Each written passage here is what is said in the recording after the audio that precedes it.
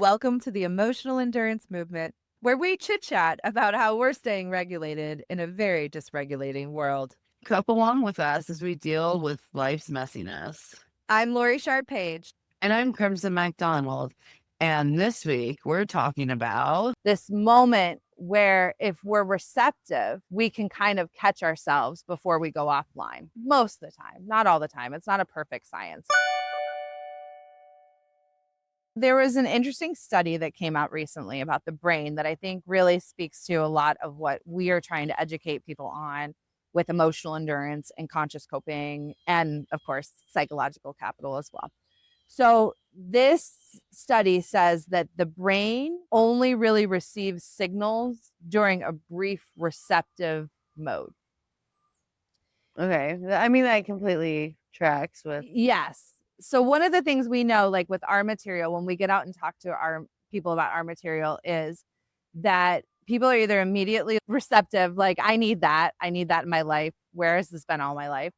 Or they're resistant to it. right. And we've really gotten to the point where we've just named, like, this is part of the discomfort of us building a business, is Right. we You know just that get there used to are it.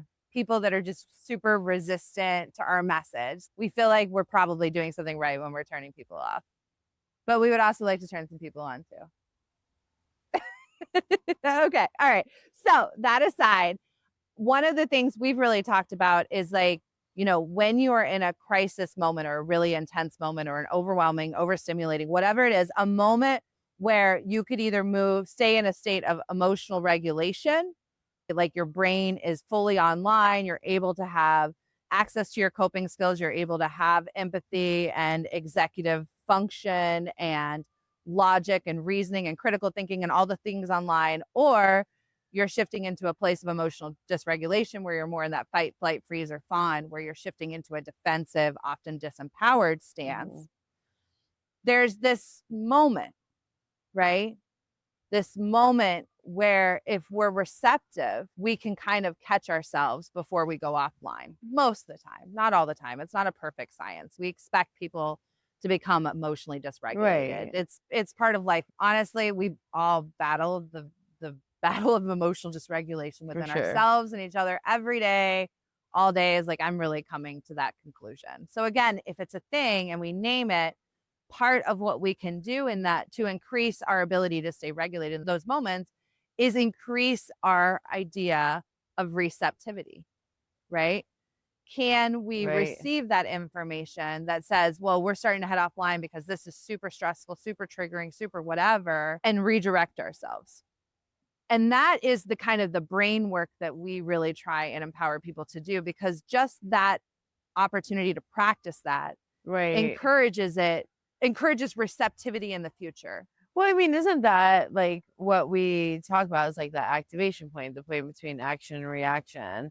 And this is really just a different way of thinking about it, right? Because that may not be the reception point. I'm not sure if that's when I don't know how those things correlate, but it's still the empowerment behind knowing that you can actually grasp when you're most capable of receiving a message. Yes.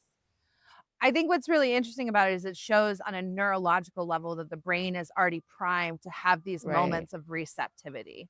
Like And it knows to learn new information and then grow from that. and that there's a specific time in which it is open to receiving that information, because that's Well, the other thing, there's a closed off aspect to it too with right. signals. So I wonder if this is part of like evolutionary psychology in the sense that like I don't know if that's part of the evolution of man, of that window becoming more and more, it's fascinating. And you're like right. I don't know exactly like how it all lines up with every piece, because none of us no. know, right? But I think it does show that a lot of these things that we know have big behavioral impacts on us, Well, like I how think we act in those moments, really are also exactly. coming from the neurological standpoint of the brain gives and receives signals only when it's in a receptive state. And it goes back to something that I think it was like in psychology in high school.